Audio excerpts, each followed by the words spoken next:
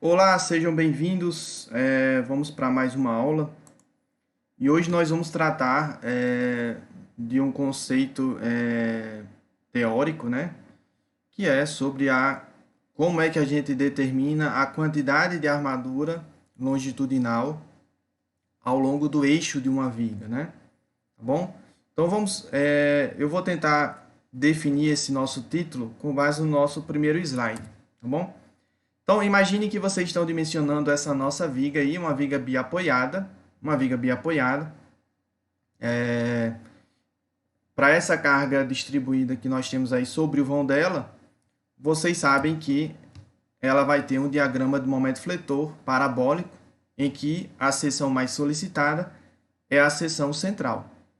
E aí você fez o cálculo da flexão, determinou que nessa sua seção central você teria ali N barras, né? N barras. Por exemplo, você fez o cálculo e determinou que precisaria de 4 barras de 20 milímetros, por exemplo, né? 4 barras de 20 milímetros. E aí você pode questionar o seguinte fato. Como você pode observar, o nosso momento fletor solicitante, ele varia ao longo do vão, né? O momento fletor máximo é aqui na seção central, Só que à medida que você se aproxima dos apoios, nesse nosso exemplo, os momentos fletores eles vão diminuindo, né? Os momentos fletores positivos eles vão diminuindo. Então, aquelas 4 barras que a gente determinou, elas foram calculadas para a seção mais solicitada. Só que nas seções menos solicitadas, não necessariamente, todas elas são necessárias, né? Não necessariamente as 4 barras de 20 milímetros que eu citei como exemplo, elas são necessárias. Então, eu posso fazer uma espécie de escalonamento, né? Escalonamento, em que eu vou retirando desse nosso problema as barras ao longo do eixo da nossa peça, ou seja, eu vou retirando elas de serviço, criando aí um escalonamento das nossas armaduras. Então, um procedimento não usual, né? Corta essa parte.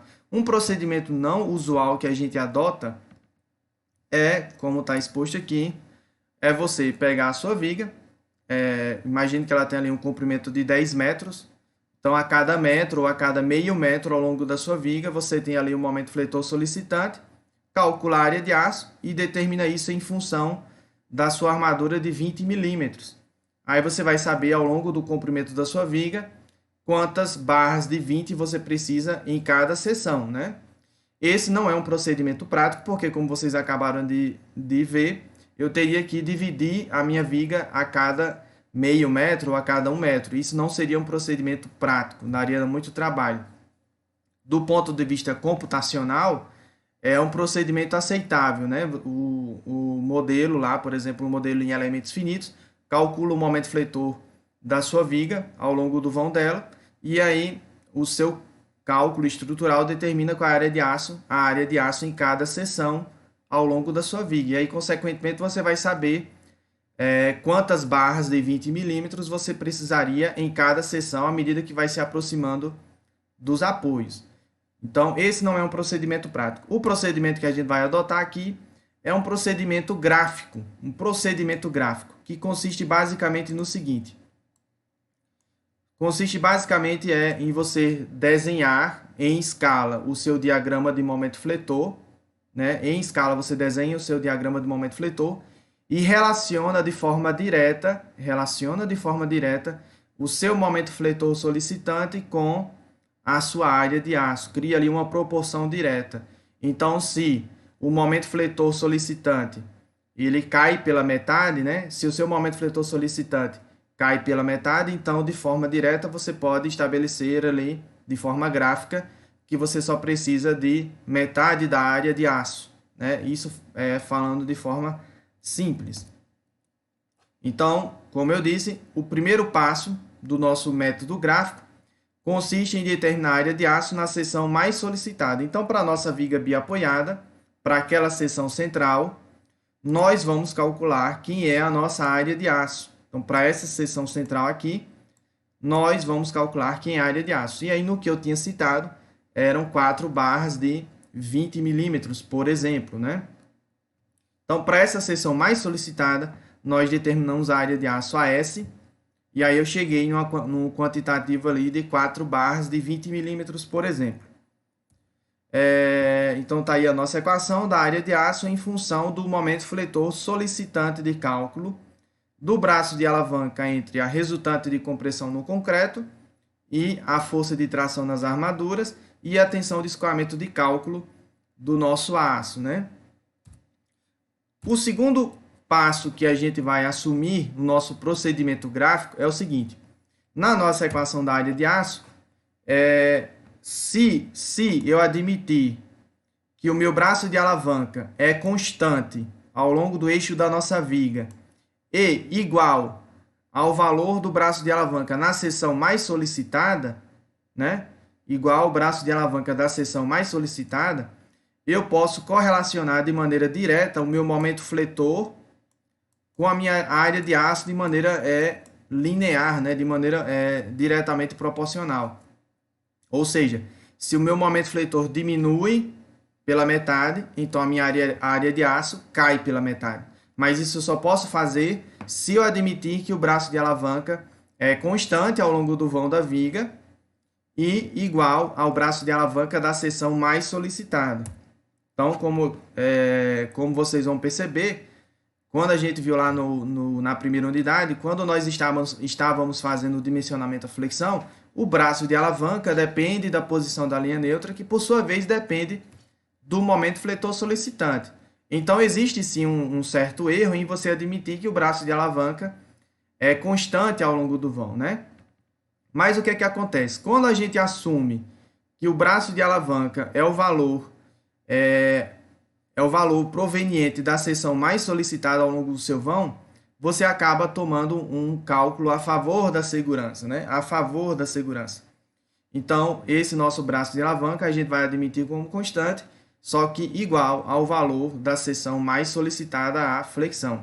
E aí, fazendo esse procedimento, eu estou trabalhando a favor da segurança, né? Estou trabalhando a favor da segurança, porque na seção mais solicitada à flexão, né, a profundidade da linha neutra ela é maior e, portanto, o braço de alavanca é menor.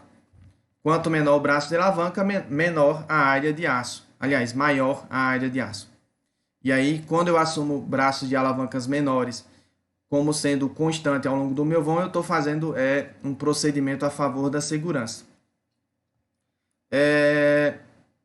Então, seguindo para o nosso próximo passo, eu vou fatiar, né? Vou fatiar o meu diagrama de momento fletor em um número N de fatias. Quem é esse meu N que eu estabeleci inicialmente lá no nosso primeiro slide?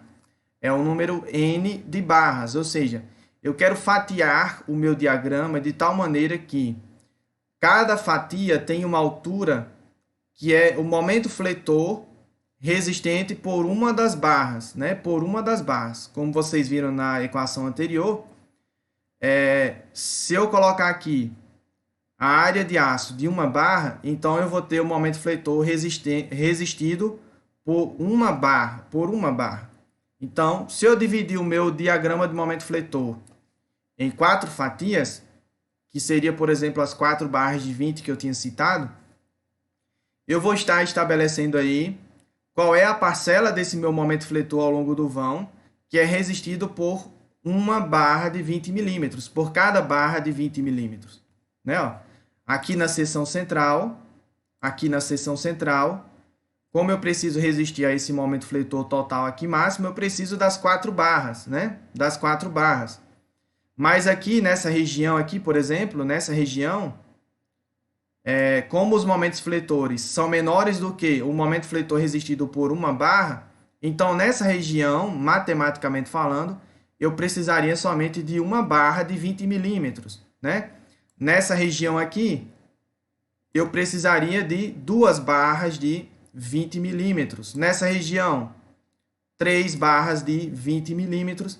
E nessa região aqui, eu precisaria das 4 barras de 20 milímetros. Ou seja, eu escalonei o meu diagrama de momento fletor de tal maneira que cada camada, cada fatia, seja proporcional à área de aço de uma barra. Como as 4 barras são de 20 milímetros, então as 4 fatias terão a mesma altura. Então, como eu acabei de dizer, a altura de cada fatia é proporcional à área de aço de cada barra, né? De cada barra.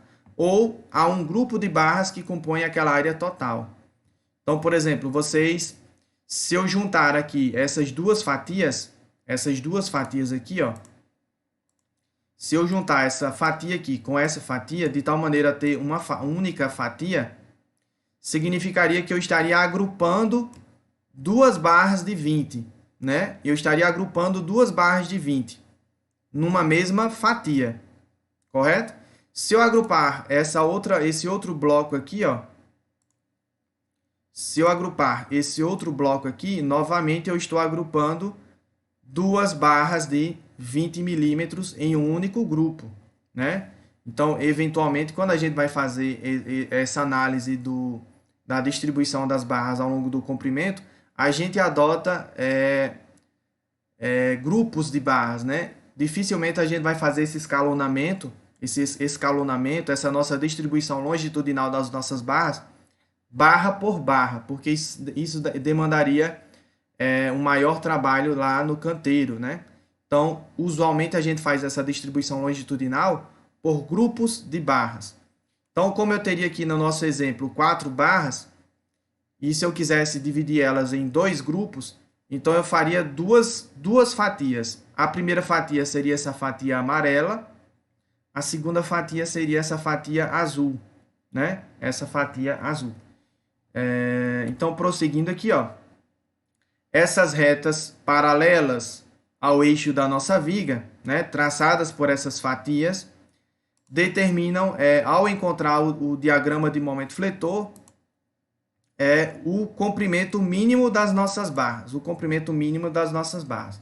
Então, essa reta aqui, ó, essa reta, definido pelo nosso fatiamento, ao encontrar o nosso diagrama de momento fletor, determina o comprimento de uma das nossas barras. Essa outra reta aqui, né, ó, essa outra nossa fatia, ao encontrar o diagrama do momento fletor, determina o comprimento de outra barra. Então, a gente teria aqui, ó, a determinação do comprimento mínimo de cada uma das barras, Se eu tivesse 2 grupos de barras, por exemplo, 2 grupos de barra, então, o que é que aconteceria? Se eu tivesse apenas 2 grupos e não 4 fatias, né? Então, se eu tivesse essa fatia e essa outra fatia aqui, se eu tivesse fatiado o nosso diagrama em apenas 2 fatias, então ele tocaria o nosso diagrama aqui e aqui. Então, nós teríamos 2 grupos de barra. O primeiro grupo teria esse comprimento. Deixa eu apagar aqui as anotações. O primeiro grupo teria esse comprimento aqui. Esse comprimento. E o segundo grupo teria esse comprimento aqui. Esse comprimento. Ou seja, eu determino o comprimento inicial de cada uma das barras ou de um grupo de barras, né? De um grupo de barras. Isso vai depender do tamanho das fatias. Obviamente que para você fazer isso, você tem que ter o traçado ali do seu diagrama de momento fletor em escala, né? Em escala. Então, ó, cada fatia nossa, né? Cada fatia nossa vai ter uma altura que depende do número de fatias que você fez, né? E, obviamente, que o número de fatias que você fez depende do número de barras ou do número de grupos de barras que você fatiou o seu diagrama. No nosso caso, imaginando aí 4 barras de 20, cada fatia dessa tem uma altura que é o momento fletor solicitante máximo no meio do vão dividido por 4. Continuando o nosso procedimento, se vocês olharem atentamente para o que a gente concluiu no slide anterior, ao definir o comprimento daquelas barras como sendo o local em que as nossas fatias encontram o diagrama de momento fletor, Na verdade, eu estou estabelecendo que existe ali um diagrama de momento fletor resistente estratificado. O que seria isso? Seria o que está sendo apresentado por essa pirâmide invertida, né? Essa pirâmide com essas fatias tracejadas. Vejam só. Nessa seção aqui, ó, nessa seção, a gente só tem uma barra de 20 milímetros.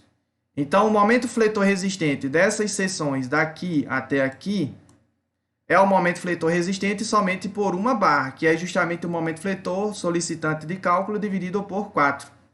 Então, daqui até aqui, o nosso momento fletor resistente é esse valor. Esse valor aqui. E aí perceba que nesse trecho, o meu momento fletor resistente de cálculo é maior do que o momento fletor solicitante de cálculo em qualquer seção aqui, ó, em qualquer seção. Nesse ponto em específico, o meu momento fletor resistente é igual ao momento fletor solicitante de cálculo, tá bom? Continuando, nessa seção aqui, ó, por exemplo, nessa seção em que eu tenho duas barras, o meu momento fletor resistente vai ser metade do momento fletor solicitante, né? Porque eu tenho MD sobre 4 aqui e MD sobre 4 aqui. Somando a altura dessas duas fatias, o momento fletor resistente total nesta seção é de o momento fletor solicitante dividido por 2. Então, daqui até aqui, o meu momento fletor resistente é MD sobre 2. Daqui para cá, o meu momento fletor resistente é 3MD sobre 4. E daqui até aqui, o meu momento fletor resistente é MD. Ou seja, à medida que eu vou retirando cada uma das barras de serviço, à medida que eu vou retirando cada uma das minhas barras de serviço, o meu momento fletor resistente ele vai diminuindo como se fosse uma pirâmide, né? No caso do momento fletor positivo, seria uma pirâmide invertida, né? Aquelas pirâmides astecas, né? Aquelas pirâmides astecas. E aí o que é que acontece? À medida que você vai tirando cada uma das barras de serviço, o seu momento fletor resistente ele vai caindo, mas de maneira que o seu momento fletor resistente ao longo do eixo da sua viga ele sempre cubra, né? Ele sempre envolva o momento fletor solicitante de cálculo. Ele sempre envolva o diagrama de momento fletor solicitante de cálculo, que é o que está acontecendo aqui na nossa figura, né? O nosso diagrama de momento fletor resistente, à medida que eu vou tirando as barras de serviço, ele vai cobrindo o meu diagrama de momento fletor solicitante de cálculo, tá bom? Espero que vocês tenham entendido esse conceito. Vamos para o próximo passo. Na verdade, não é um passo, na verdade é só uma leve adequação a outras situações de cálculo. No caso de vocês não quererem fazer o escalonamento em função do número de barras que vocês têm, e sim em função de uma parcela da área de aço, então vocês vão dividir o seu diagrama em um número M de fatias, M de Maria, né? Então, vocês vão dividir o seu diagrama em um número M de fatias. Então, por exemplo, aqui na seção central, eu tenho uma área de aço total AS, porque eu teria aqui as 4 barras de 20, né? As 4 barras de 20 que eu citei. Aí, vamos supor que eu queira criar dois grupos. Um grupo em que eu teria 2 barras de 20 e outro grupo com outras 2 barras de 20. Então, esse grupo com 2 barras de 20... O primeiro grupo, ele iria daqui até aqui. O outro grupo, né, com as outras 2 barras de 20, iriam daqui até aqui. Esse é o comprimento inicial que a gente chama. Então, aqui a gente definiu as nossas fatias em função da área de aço ou em função dos grupos de barras, né, em função dos grupos de barra. E aí perceba que, nesse caso, a altura da nossa fatia é proporcional à área de aço daquele grupo. Se eu tenho 2 grupos com a mesma área de aço, então eles vão dividir igualmente entre si as fatias, ou seja, cada fatia vai ter uma altura que é o momento fletor MD dividido por 2 nessa nossa situação. Mas suponha, por exemplo, que esse primeiro grupo tivesse somente uma barra e o outro grupo tivesse 3 barras. Então, essa nossa fatia com uma barra seria 25% da altura total, né? E essa outra nossa fatia seria 75% da altura total do nosso diagrama, correto? E aí, desse modo, vocês definem quem são os comprimentos iniciais, né? Quem são os comprimentos iniciais para cada uma das suas barras. E aí, como a gente vai utilizar um procedimento simplificado em relação ao procedimento que está abordado na NBR 6118, né? Sobre o escalonamento das barras, a gente começa a marcar o comprimento das barras a partir do eixo da nossa viga. Então, a primeira barra que a gente marca, ela aparece junto ao eixo da nossa viga. E aí, consecutivamente, a gente vai desenhando as próximas barras, tá bom? Até tocar na última borda da última fatia, né? Com essa nossa pirâmide asteca invertida, tá bom? Então, o que acontece na prática é, por exemplo, pensando aí nessa viga de seção T longarina de uma ponte, né? Uma seção T pré-moldada, por exemplo. Lá na montagem da armadura dessa viga, como os momentos fletores variam ao longo do vão, imaginando que ela seja aí biapoiada, né? Essas barras elas vão sendo retiradas de serviço à medida que se aproximam do apoio. Até porque isso facilita a ancoragem das armaduras nos apoios, para evitar congestionamento também, né? Lá nos apoios da nossa viga. E aí a gente vai economizando a armadura, porque consequentemente essas minhas armaduras, todas elas não precisam chegar até as extremidades das barras e evitam congestionamento nessas extremidades, né? Congestionamento de armaduras. Só que aí a desvantagem nessa nossa situação é que a gente vai precisar de maior trabalho com relação à nossa mão de obra, com relação ao corte e posicionamento dessas armaduras durante a montagem, né, da nossa viga, durante a montagem dessas armaduras. Então a gente tem que fazer um ponderamento aí com relação a essa questão do custo material com a mão de obra. Por quê?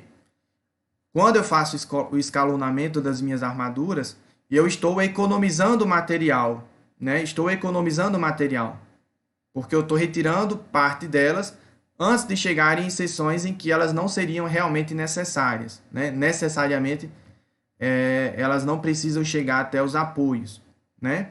Não todas. Só que aí, em compensação, por atribuir ali, imaginando essa seção aqui que tem 16 barras, né? Aliás, 12 barras, tem 12 barras.